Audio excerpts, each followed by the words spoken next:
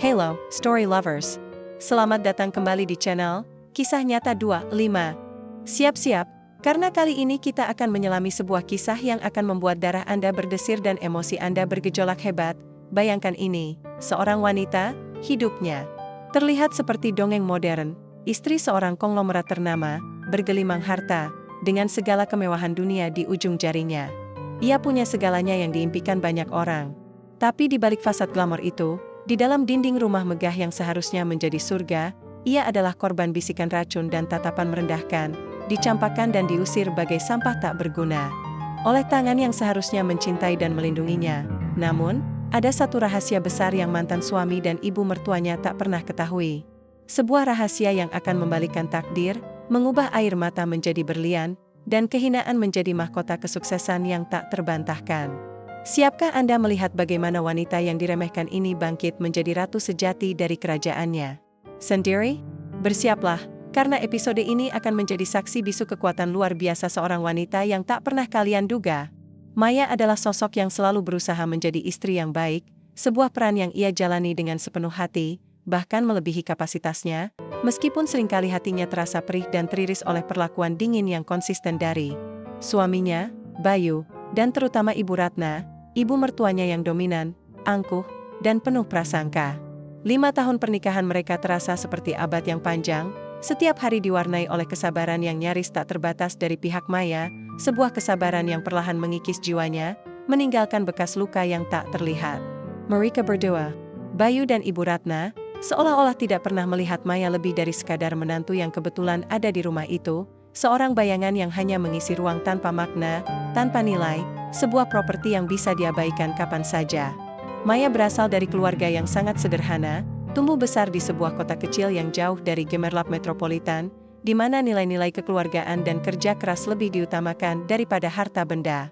Dan hal itu seolah menjadi dosa tak termaafkan dan celaan abadi di mata Ibu Ratna yang haus status sosial. Wanita paruh baya itu tak henti-hentinya membandingkan Maya dengan mantan-mantan kekasih Bayu yang menurutnya lebih sepadan, lebih kaya raya, atau setidaknya memiliki garis keturunan yang jelas dan terpandang di masyarakat sosialita kelas atas yang mereka agungkan setiap hari, di setiap sudut rumah megah Bayu yang selalu gemerlap oleh barang-barang mahal berharga miliaran rupiah dan dipenuhi oleh tamu-tamu penting dari kalangan elit. Maya merasa dirinya seperti bayangan tak berharga, sebuah pelengkap tanpa suara yang bisa diabaikan kapan saja. Ruangan-ruangan yang luas itu terasa dingin dan hampa, tidak mencerminkan kehangatan sebuah rumah tangga yang bahagia, melainkan lebih seperti museum pribadi yang megah namun tak bernyawa. Setiap kali ia mencoba memberikan ide atau pendapat, baik itu tentang tata letak ruangan yang bisa lebih efisien, pemilihan furnitur baru untuk ruang tamu, menu makanan untuk acara keluarga besar, atau bahkan sekadar masukan kecil tentang bisnis properti keluarga yang dijalankan Bayu, sebuah bisnis yang sebenarnya ia pahami cukup baik karena latar belakang pendidikannya di bidang manajemen, selalu ditanggapi dengan cibiran tajam atau tatapan merendahkan yang menusuk langsung ke jiwanya. Kamu ini tidak tahu apa-apa tentang kelas dan etika, Maya. Urus saja dapurmu dan jangan mencampuri urusan penting yang bukan levelmu. Bisnis kami terlalu besar dan rumit untuk otak sepertimu yang sederhana, begitu ucapan yang sering dilontarkan Ibu Ratna dengan nada sinis, seolah Maya adalah pelayan tanpa hak, bukan menantu yang sah. Bayu sendiri, meskipun di awal pernikahan tampak mencintai Maya dengan tulus dan penuh gairah, perlahan-lahan terpengaruh oleh bisikan racun ibunya. Ia mulai ikut meremehkan Maya, menganggapnya sebagai beban yang menghambat karirnya dan membuatnya terlihat rendah di mata teman-temannya yang kaya raya dan sok elit. Maya seringkali mengenang masa pacaran mereka, ketika Bayu adalah pria yang penuh perhatian, yang melihat kebaikan dan kecerdasan dalam dirinya, bukan sekadar status sosial. Dulu, ia selalu merasa aman dalam pelukan Bayu. Namun, semua itu kini hanya tinggal kenangan pahit. Teman-teman Bayu dan lingkaran sosialita mereka pun ikut-ikutan, tak henti-hentinya berbisik-bisik di belakang Maya. Bisikan itu bukan hanya tentang penampilannya yang sederhana, meskipun sebenarnya Maya memiliki selera berbusana yang elegan dan klasik, ia hanya memilih untuk tidak terlalu mencolok, tetapi juga tentang latar belakang keluarganya yang biasa saja. Mereka mengolok-oloknya dengan tawa geli yang direndam, tetapi cukup keras untuk didengar olehnya, cukup untuk mengiris harga dirinya. Lihat menantu Ibu Ratna, sederhana sekali. Pasti hanya mengejar harta Bayu, bisik seorang sosialita pada temannya, sambil melirik Maya dengan jijik. Maya seringkali tak sengaja mendengar celotehan pedas itu, tawa yang penuh ejekan yang menusuk hatinya, namun ia memilih diam, menelan setiap sakit hati seorang diri, membiarkan luka itu mengendap dalam. Jiwanya seperti racun yang perlahan membunuh. Ia percaya, dengan ketulusan hati dan kesabarannya yang tiada batas, ia suatu hari nanti bisa meluluhkan hati mereka yang keras dan dingin, membuktikan bahwa cinta dan kebaikan lebih berharga dari segalanya, jauh melampaui kekayaan materi dan status sosial. Namun, harapan itu semakin menipis dan memudar seiring berjalannya waktu, digantikan oleh rasa putus asa yang pelan-pelan merayapi setiap sudut hatinya, memadamkan setiap percikan semangat hidupnya. Ia berdoa setiap malam, memohon kekuatan untuk tetap bertahan, meskipun ia mulai merasa jiwanya terkikis habis oleh perlakuan yang ia terima setiap hari, membuat setiap napas terasa berat dan setiap bangun pagi adalah tantangan, perlakuan buruk. Ibu Ratna semakin menjadi-jadi dan melampaui batas kewajaran, mencapai titik yang tak termaafkan dan seringkali menyakitkan secara emosional dan mental. Ia tak segan mengkritik masakan Maya di depan tamu-tamu penting, menghina kebersihan rumah yang selalu dijaga Maya dengan cermat bak hotel bintang 5, bahkan pilihan pakaian Maya yang sederhana namun sopan dan elegan selalu dicela dan dihina. Di depan umum, "Kamu itu tidak punya selera, Maya. Lihat, pakaianmu itu norak sekali. Memalukan keluarga kita yang terhormat ini di depan tamu," begitu teriak Ibu Ratna suatu kali di depan para pelayan dan beberapa kerabat, membuat Maya menunduk. Malu, semua serba salah dan cacat di mata ibu mertuanya itu, tak ada yang pernah cukup baik, seolah Maya memang ditakdirkan untuk tidak pernah bisa menyenangkan hati Ibu Ratna, tidak peduli seberapa keras ia berusaha, seberapa banyak ia berkorban. Bayu pun tak lagi membela Maya, bahkan dalam pertengkaran paling sengit sekalipun yang terjadi di depan mata para pelayan yang ikut prihatin melihat penderitaan Maya. Ia lebih sering membentak atau mengabaikan Maya, terutama jika sedang bersama teman-temannya atau ibunya, seolah Maya adalah gangguan yang memalukan dan harus disingkirkan dari pandangan mereka. Maya merasa terasing di rumahnya sendiri, di kamar yang dulu saksi bisu cinta mereka, kini hanya berisi bayangan kesepian dan kebekuan yang menusuk, membuat malam-malamnya terasa panjang dan dingin. Ia merindukan kehangatan dan cinta, sebuah sentuhan lembut di tangannya atau sekadar tatapan pengertian dari Bayu, yang bisa memberinya kekuatan untuk bertahan. Namun yang ia dapatkan hanyalah dinginnya sikap suami dan pedasnya lidah ibu mertua yang menusuk hingga ke tulang, membuat setiap napas terasa sakit dan setiap hari adalah perjuangan berat yang melelahkan jiwa raga. Maya mencoba berbicara lagi dengan Bayu, mengungkapkan perasaannya yang hancur, memohon sedikit pengertian dan belas kasih dari pria yang dulu ia cintai dan yakini akan menjadi pelindungnya. "Bayu, aku tidak tahan lagi dengan perlakuan ibumu. Hatiku sakit sekali. Dan kamu, mengapa kamu berubah drastis seperti ini? Apa salahku? Aku hanya ingin kita kembali seperti dulu, saat kita masih saling mencintai," tanyanya dengan suara bergetar, air mata mengalir membasahi pipinya yang kurus, meninggalkan jejak kepedihan yang jelas.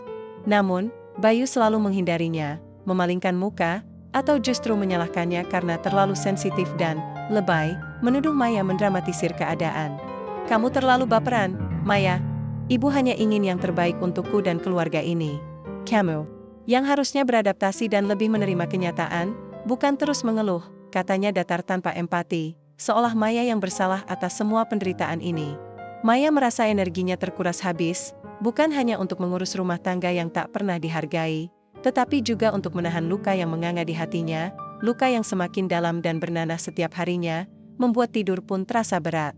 Dan mimpi buruk selalu menghantuinya, menggambarkan ketakutannya yang terpendam. Ia tak tahu sampai kapan ia bisa bertahan dalam penderitaan yang tak berujung ini, terjebak dalam lingkaran setan penghinaan dan rasa sakit yang tiada henti. Ia sering bertanya-tanya, apakah ini memang takdirnya untuk selamanya menderita? Pemicu perceraian itu datang bagai sambaran petir di siang bolong, sebuah kejutan yang sebenarnya telah lama dinanti-nanti oleh hati kecil Maya, meskipun ia mati-matian menolaknya dan mencoba bertahan pada harapan yang semu. Ia sudah merasakan awan gelap menggantung di atas rumah tangganya selama berbulan-bulan, memperingatkannya akan badai yang akan datang yang tak bisa dihindari. Namun ia tetap memilih untuk bertahan dalam harapan yang tipis, memegang erat sisa-sisa janji pernikahan mereka yang kini terasa begitu rapuh. Bayu, tanpa rasa bersalah sedikit pun dan dengan wajah dingin yang kini terasa asing, terang-terangan berselingkuh dengan seorang wanita bernama Risa, seorang sosialita kaya raya yang dikenal dekat dengan lingkaran bisnis keluarga Bayu. Risa Memiliki segalanya yang Ibu Ratna impikan untuk menantunya, harta yang melimpah ruah, koneksi tingkat tinggi di kalangan elit, dan status sosial yang sangat tinggi yang bisa mengangkat derajat dan martabat keluarga mereka ke tingkat yang lebih tinggi lagi, sesuai ambisi Ibu Ratna. Ibu Ratna tentu saja menyambut Risa dengan tangan terbuka dan senyum lebar yang jarang ia tunjukkan pada Maya, menganggapnya sebagai menantu idaman yang sempurna, yang akan membawa kejayaan bagi nama besar keluarga mereka yang sudah mapan, tanpa peduli perasaan siapapun. Bayu, dengan suara datar yang menusuk hati Maya, tanpa ragu meminta cerai. Kata-kata perpisahan itu diucapkannya tanpa emosi, seolah ia sedang membicarakan cuaca atau hal sepele lainnya, seolah 5 tahun pernikahan mereka tak berarti apa-apa baginya. Aku ingin cerai, Maya. Aku sudah tidak bisa melanjutkan pernikahan. Aini, aku sudah menemukan kebahagiaanku yang sesungguhnya bersama Risa. Kamu tidak bisa memberiku apa-apa yang bisa membantuku maju. Ia bahkan berani menuduh Maya sebagai penghalang kebahagiaannya, sebagai beban yang membuatnya sulit maju dalam karir dan kehidupan sosialnya. Kamu hanya membebaniku, menghabiskan uangku, dan menghambat kemajuanku, ucapnya dingin, seolah Maya adalah parasit. Ibu Ratna tak ketinggalan, melontarkan kata-kata pedas dan menghina, menuduh Maya hanya memanfaatkan kekayaan keluarga mereka selama ini, seolah Maya adalah seorang penipu ulung yang licik. Pergi sana, kamu sudah tidak ada gunanya di sini. Pulang saja ke gubuk reotmu di kampung. Kami tidak butuh sampah sepertimu. Teriaknya dengan nada penuh amarah dan jijik, meludahi harga diri Maya yang sudah terlanjur hancur. Pengusiran Maya dari rumah itu terjadi dengan cara yang sangat tidak manusiawi dan kejam, sebuah trauma yang akan membekas seumur hidupnya, mengukir luka yang tak akan sembuh. Pada malam yang dingin dan kelabu itu, Bayu dan Ibu Ratna menyuruhnya pergi saat itu juga, tanpa memberinya waktu untuk mengemasi barang-barang berharganya, seolah ia adalah pengemis yang tak punya hak. Mereka mengumpulkan barang-barang Maya seadanya ke dalam beberapa koper butut yang sudah usang, melemparnya begitu saja keluar pintu, tanpa mempedulikan air mata yang terus mengalir deras dari mata Maya dan permohonannya untuk diberi sedikit waktu. Pergilah, jangan pernah kembali. Kami tidak ingin melihat wajahmu lagi, seru Ibu Ratna, matanya menyala penuh kebencian yang mendalam, tatapannya membekukan hati Maya. Hak-hak Maya sebagai seorang istri selama 5 tahun pernikahan seolah lenyap begitu saja, terhapus oleh keangkuhan dan keserakahan mereka yang tak berujung.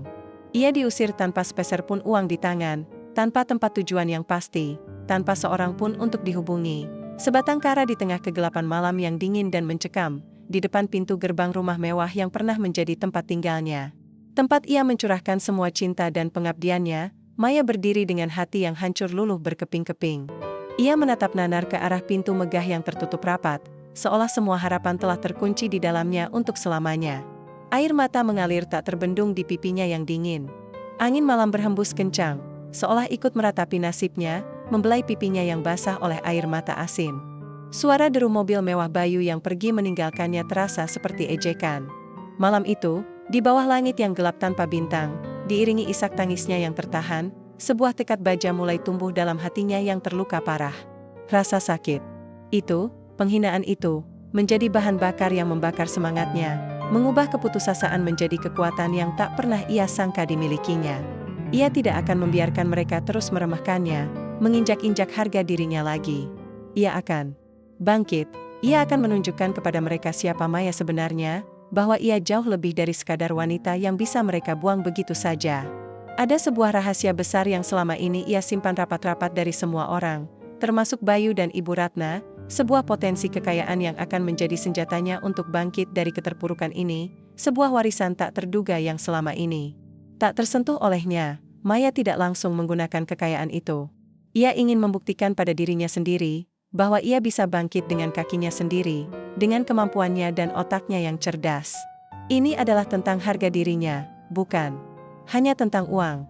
Dengan sisa uang tunai yang ia punya dari tabungannya sendiri, uang hasil kerja kerasnya sebelum menikah sebagai asisten riset dan sedikit dari uang saku yang selalu ia sisihkan selama menikah, yang tak pernah disentuhnya karena selalu berusaha hemat demi rumah tangga, ia menyewa kamar kos kecil dan sederhana di sebuah gang sempit di pinggiran kota, jauh dari keramaian dan sorotan. Kamar itu hanya seluas beberapa meter persegi, dengan satu kasur tipis dan lemari kecil, namun terasa lebih tenang dan damai daripada istana mewah yang penuh pengginan dan kehampaan. Malam-malam pertamanya dihabiskan dengan menangis, meratapi nasib buruknya yang seolah tak berujung, namun setiap tetes air mata itu justru menguatkan tekadnya, membakar semangatnya untuk bangkit. Ia teringat kata-kata almarhum ayahnya, seorang pebisnis kecil yang jujur dan pekerja keras, yang selalu mengajarinya tentang kemandirian dan integritas. Nak, harta bisa habis, fisik bisa menua, tapi ilmu dan tekad tidak akan pernah usai. Jaga baik-baik itu, nak, karena itulah hartamu yang sesungguhnya, tak bisa diambil siapapun. Kini, Maya memegang teguh kata-kata itu sebagai mantra hidupnya, sebagai api yang terus menyala di dalam dirinya. Ia mulai mencari peluang, menggunakan otaknya yang cerdas dan pengalamannya dalam mengelola keuangan pribadi yang selama ini diremehkan Bayu, bahkan seringkali ditertawakan. Tanpa sepengetahuan Bayu dan Ibu Ratna yang hanya menganggapnya wanita bodoh dan hanya buang-buang waktu dengan hal-hal tak penting, Maya memiliki akun investasi yang cukup besar, sebuah warisan tak terduga dari kakeknya yang seorang investor ulung, yang baru bisa ia akses penuh setelah ia menikah dan mencapai usia tertentu, namun ia sengaja tidak pernah membicarakannya kepada siapapun. Ini adalah rahasia terbesarnya, kunci yang ia simpan rapat-rapat, sebuah kartu as yang menunggu waktu yang tepat untuk digunakan. Maya memutuskan untuk memanfaatkan sebagian kecil dari modal itu untuk berinvestasi pada saham-saham startup teknologi yang sedang naik daun, sebuah keputusan berani dan berisiko di tengah keterpurukan emosionalnya, namun ia melihat peluang besar di sana. Ia juga mulai mempelajari lebih dalam tentang dunia properti komersial dan digital marketing, sebuah bidang yang Fahmi bangga-banggakan, namun Maya memiliki perspektif yang lebih tajam, inovatif, dan pemahaman yang jauh lebih dalam berkat studi dan minatnya. Ia mengambil kursus online, membaca buku-buku tebal, dan menghadiri workshop diam-diam. Maya memulai dengan proyek-proyek kecil, membeli properti tua yang direvitalisasi, lalu menjualnya kembali dengan keuntungan yang lumayan. Ia menganalisis tren pasar dengan cermat, menghabiskan berjam-jam di depan laptopnya, membaca laporan keuangan, mempelajari demografi, dan memprediksi pergerakan ekonomi. Setiap keputusan ia ambil dengan hari-hari, belajar dari setiap kesalahan kecil yang ia alami di awal perjalanannya, menganggapnya sebagai batu loncatan menuju kesuksesan yang lebih besar. Ia bekerja keras siang malam, tak kenal lelah, seringkali hanya tidur beberapa jam, didorong oleh dendam manis yang memberinya motivasi luar biasa dan keinginan untuk membuktikan dirinya, bukan hanya kepada Bayu dan Ibu Ratna, tetapi terutama kepada dirinya sendiri. Dalam kurun waktu kurang dari 1 tahun, modal kecil yang ia investasikan itu tumbuh menjadi aset yang signifikan, melebihi ekspektasinya. Keberhasilan proyek-proyek kecilnya memberikan Maya kepercayaan diri yang besar. Ia memperluas jaringannya, menghadiri pertemuan-pertemuan bisnis, dan bertemu dengan investor-investor lain yang melihat potensi besar dalam dirinya, bukan sekadar wanita yang diusir dan terluka. Mereka melihat kecerdasan, ketekunan, dan visi yang jelas pada diri Maya. Ia membangun tim yang solid, orang-orang yang percaya pada visinya dan bekerja bersamanya dengan loyalitas penuh, berbagi semangat dan impian yang sama. Ia tidak lagi peduli dengan apa yang dikatakan Bayu dan Ibu Ratna, fokusnya adalah membangun kerajaan sendiri, batu demi batu, dengan keringat dan kerja kerasnya sendiri. Namanya mulai dikenal di kalangan terbatas, sebagai investor muda yang brilian. Kisah di balik keberhasilannya adalah rahasia yang ia simpan rapat-rapat, sebuah misteri yang membuat banyak orang penasaran. Maya juga mengubah penampilannya secara drastis, bukan untuk orang lain, melainkan untuk dirinya sendiri. Ia memanjakan dirinya dengan pakaian yang berkelas namun tetap sederhana, mencerminkan gaya pribadinya yang elegan. Rambutnya yang dulu sering diikat seadanya, kini ditata lebih modern dan profesional, namun tetap menonjolkan kecantikan alaminya. Matanya yang dulu sayu, kini memancarkan sorot tajam penuh percaya diri dan tekad. Ia mulai berolahraga secara teratur, menjaga kesehatan fisik dan mentalnya. Setiap perubahan yang ia lakukan adalah sebuah deklarasi kemerdekaan dari masa lalunya. Yang Kilem, ia menyadari bahwa kemewahan sejati bukanlah pada harta benda yang dipamerkan, melainkan pada kemandirian, harga diri, dan kebahagiaan batin. Ia menghargai setiap proses, setiap kesulitan yang membentuknya menjadi sosok yang lebih kuat dan tangguh. Ada kalanya ia merasa lelah, rindu pada kehangatan keluarga yang tak pernah ia dapatkan. Ia teringat pada senyum tulus almarhum ayahnya, yang selalu membesarkan hatinya. Namun, setiap kali keraguan itu muncul, ia akan memejamkan mata, mengingat kembali momen pengusirannya dari rumah Bayu. Rasa sakit itu, rasa malu itu, menjadi pemicu untuk terus melangkah maju. Ia ingin membuktikan, bukan hanya kepada Bayu dan Ibu Ratna, tetapi kepada dirinya sendiri, bahwa ia mampu. Ia mampu menciptakan takdirnya sendiri, takdir yang jauh lebih baik dari apa yang mereka ramalkan. Dengan aset yang terus bertambah dan jaringan yang semakin luas, Maya kini siap melangkah ke panggung yang lebih besar. 2 tahun berlalu dengan cepat, seolah waktu berpihak pada Maya, mempercepat proses transformasinya yang menakjubkan. Maya bukan lagi wanita yang sama dengan yang dulu diusir dengan hina dan air mata. Transformasinya sungguh luar biasa, bukan hanya fisik yang semakin menawan, tetapi juga jiwanya yang kini memancarkan kekuatan tak tergoyahkan dan aura kepemimpinan yang alami. Rambutnya kini ditata lebih modern dan elegan, menonjolkan bentuk wajahnya yang tegas namun anggun. Gaun-gaunnya bukan lagi sederhana, melainkan dirancang khusus oleh desainer ternama, mewah, dan berkelas tinggi, mencerminkan selera tingginya yang dulu tersembunyi namun kini berani ditunjukkan. Kulitnya bercahaya, dirawat dengan baik, dan postur tubuhnya tegap penuh percaya diri, langkahnya mantap dan penuh karisma. Matanya yang dulu penuh kesedihan dan ketakutan, kini memancarkan cahaya percaya diri, kekuatan yang tak tergoyahkan, dan ketenangan batin yang sejati, mencerminkan kebijaksanaan dari pengalaman pahitnya. Ia adalah CEO dari Nusantara Venture Capital, sebuah perusahaan investasi raksasa yang namanya kini mulai dikenal luas di kancah nasional, bahkan internasional, dengan portofolio investasi yang mengesankan di berbagai sektor strategis, dari properti real estate hingga teknologi fintech. Kekayaan bersihnya kini berkali-kali lipat dari total aset keluarga Bayu yang bangkrut, namun ia memilih untuk tidak memamerkannya secara berlebihan. Kesuksesan yang ia raih adalah untuk dirinya sendiri, sebuah pembuktian, pertemuan tak terduga. Itu terjadi di sebuah acara gala bisnis terbesar tahunan, sebuah ajang bergengsi yang dihadiri oleh para pengusaha, investor, dan pejabat papan atas dari seluruh negeri. Ruangan itu gemerlap dengan cahaya lampu kristal dan percakapan bisnis yang ramai, diwarnai dentingkan jelas anger dan tawarannya. Maya hadir sebagai salah satu pembicara utama, dihormati dan dielu-elukan oleh semua hadirin. Sorotan kamera media dan bisik kagum mengiringi setiap langkahnya, mengabadikan setiap momen kemunculannya di karpet merah. Di tengah keramaian dan kilauan lampu, pandangannya bersirobok dengan sosok yang sangat ia kenali, namun kini terlihat sangat berbeda dari ingatan terakhirnya, Bayu dan Ibu Ratna. Mereka tampak jauh lebih kurus, wajah mereka cekung, pakaian mereka tampak lusuh dan tak terawat dibanding sebelumnya, dan sorot mata mereka penuh kecemasan, kelelahan, dan putus asa, seolah beban hidup yang berat menimpa mereka. Bisnis keluarga mereka dikabarkan bangkrut total setelah Bayu salah mengelola keuangan dan melakukan investasi bodong yang merugikan miliaran rupiah, ditambah lagi Risa, wanita selingkuhan Bayu, pergi begitu saja setelah semua harta Bayu habis dikuras habis-habisan. Kini mereka hanya tinggal di sebuah apartemen kecil di pinggiran kota, jauh dari kemewahan. Dulu, hidup dalam kesederhanaan yang mereka hina, Bayu dan Ibu Ratna awalnya tidak langsung mengenali Maya. Mereka melihatnya sebagai wanita yang sangat mirip dengan Maya, namun terlalu anggun, berkelas, dan berwibawa untuk menjadi menantu miskin yang pernah mereka usir dengan hina. Mereka saling berbisik, mirip sekali, tapi tidak mungkin dia, kata Ibu Ratna. Mereka terkesima saat melihat Maya berinteraksi dengan para konglomerat besar, tertawa lepas dan ceria, sangat berbeda dari Maya yang dulu selalu menunduk dan terdiam dalam ketakutan. Saat nama Nona Maya Adisti, CEO Nusantara Venture Capital, disebutkan dengan lantang oleh MC sebagai pembicara berikutnya, jantung mereka seolah berhenti berdetak, napas mereka tercekat. Sebuah bisikan kaget menyebar di antara tamu-tamu yang hadir, mengidentifikasi sosok di panggung.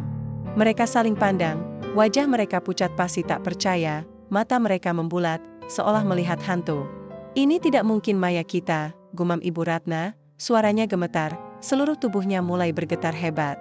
Tapi, suara itu, senyum itu, sorot mata itu, adalah Maya yang sama, hanya saja kini ia berdiri di atas panggung kehormatan, di puncak kesuksesan. Yang tak pernah mereka bayangkan bisa diraih oleh wanita, sederhana, seperti Maya. Bayu menelan ludah, seluruh tubuhnya gemetar, kakinya terasa lemas, hampir roboh. Ibu Ratna memegangi dadanya, seolah serangan jantung akan datang kapan saja karena terkejut dan syok yang luar biasa.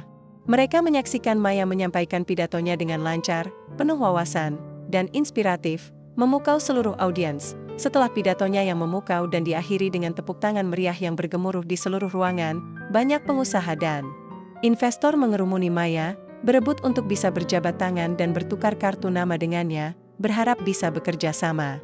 Kamera media sibuk mengabadikan setiap momen. Bayu dan Ibu Ratna, diselimuti rasa malu yang teramat sangat dan keputusasaan, memberanikan diri mendekat, dengan langkah ragu dan wajah menunduk, seolah ingin menghilang ke dalam tanah. Maya, ucap Bayu terbata-bata, nyaris tak bersuara. Seolah takut salah orang, suaranya tercekat di tenggorokan. Ibu Ratna mencoba tersenyum canggung dan menjilat, sebuah senyum yang tak pernah ia tunjukkan pada Maya dulu. Anak Maya, benarkah ini kamu? Ya ampun, kamu berubah sekali, anak. Kami pangling, benar-benar pangling, sangat cantik dan sukses, ucapnya dengan nada memohon yang dibuat-buat, berusaha meraih tangan Maya dengan gemetar, seolah mencari pegangan. Untuk bertahan dari kehancuran mereka.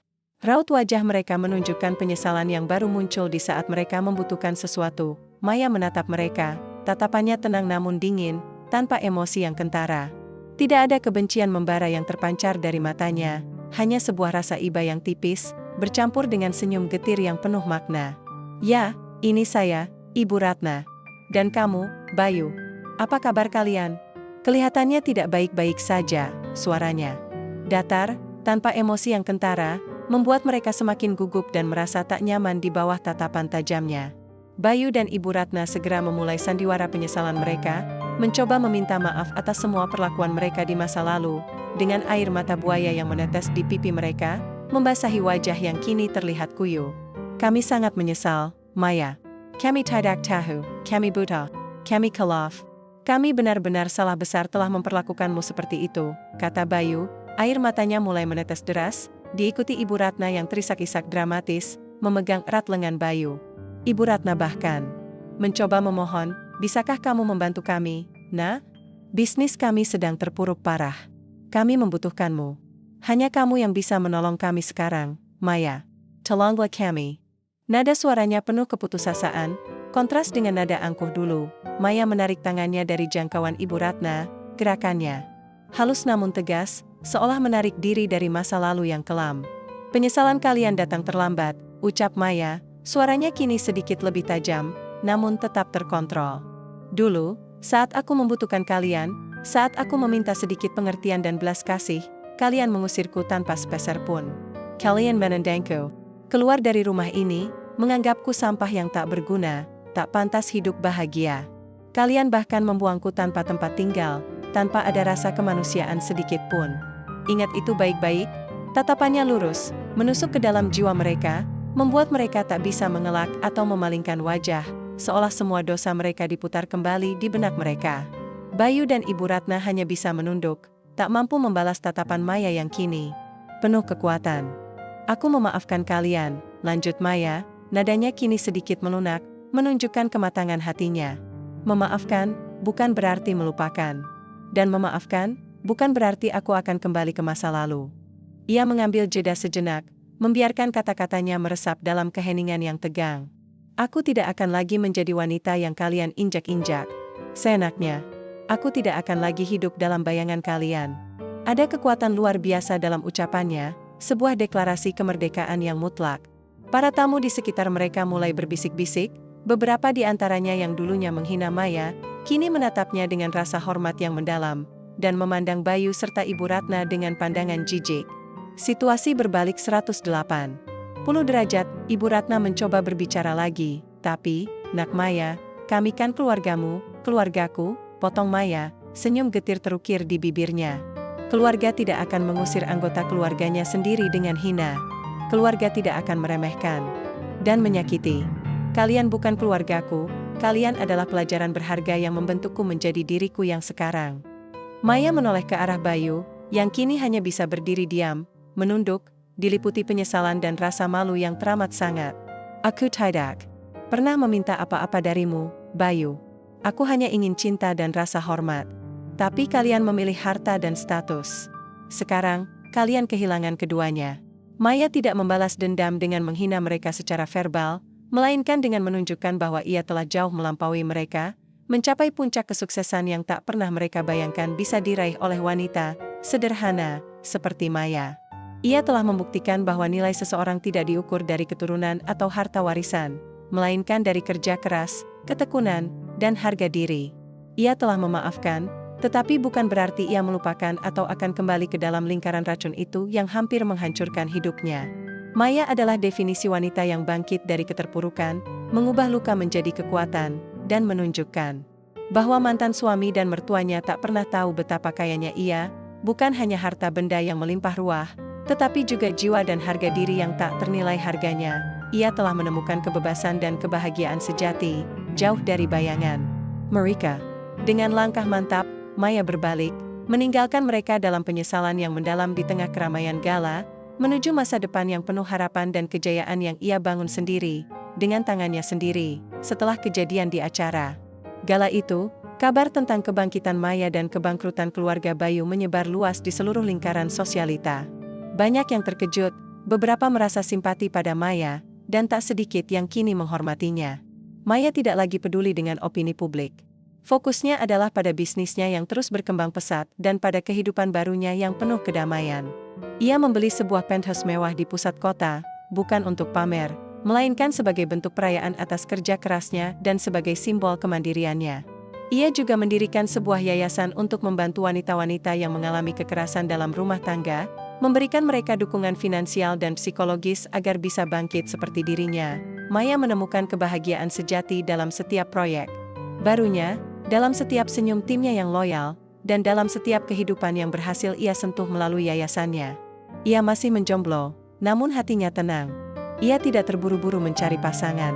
Ia tahu, cinta sejati akan datang pada waktu yang tepat, saat ia benar-benar utuh dan siap. Ia kini lebih selektif, mencari seseorang yang menghargai dirinya apa adanya, bukan status atau kekayaannya. Ia sering mengunjungi orang tua angkatnya di kota kecil, berbagi cerita dan tawa, menemukan kehangatan keluarga yang sesungguhnya. Sementara itu, Bayu dan Ibu Ratna harus menghadapi konsekuensi dari perbuatan mereka kehilangan semua aset dan hidup dalam kesederhanaan yang sangat mereka benci. Penyesalan terus menghantui mereka, terutama saat mendengar berita kesuksesan Maya. Mereka mencoba menghubungi Maya berkali-kali, namun Maya hanya menanggapi dengan pesan singkat yang sopan namun tegas, bahwa ia telah memaafkan, namun jarak harus tetap ada. Maya memilih kedamaian. Kisah Maya Adisti menjadi inspirasi bagi banyak wanita. Ia adalah bukti bahwa luka bisa menjadi kekuatan, bahwa diremehkan bisa menjadi motivasi terbesar, dan bahwa kebahagiaan sejati datang dari dalam, dari keberanian untuk bangkit dan menemukan nilai diri. Ia mungkin pernah hidup dalam bayangan remehan, tetapi kini, Maya adalah cahaya yang bersinar terang, tak hanya kaya harta, tetapi juga kaya akan kebijaksanaan, integritas, dan cinta yang tulus untuk sesama. Ia adalah ratu di kerajaannya sendiri, seorang wanita yang menaklukkan takdirnya dengan tangan dan hatinya sendiri. Dan begitulah, para story lovers, perjalanan menakjubkan Maya yang mengajarkan kita sebuah kebenaran universal nan pahit, bahwa di balik setiap kemewahan yang dipamerkan, belum tentu ada kebahagiaan sejati, dan kadang, justru di sana penderitaan bersembunyi. Kita menyaksikan bagaimana Maya, dari seorang wanita yang terpenjara dalam sangkar emas penghinaan, diinjak-injak, dan terluka oleh pengkhianatan paling dalam, akhirnya menemukan keberanian yang luar biasa untuk bangkit dan mengambil kembali kendali penuh atas hidupnya. Sebuah kekuatan yang selama ini tak pernah ia duga dimilikinya. Pesan dari kisah Maya ini sangat jelas, bukan? Bahwa nilai diri kita tidak ditentukan oleh kekayaan materi, status sosial, atau pandangan meremehkan dari orang lain, melainkan oleh kekuatan luar biasa dalam diri kita untuk bangkit dari setiap keterpurukan, mengubah luka menjadi kekuatan, dan mengukir takdir kita sendiri.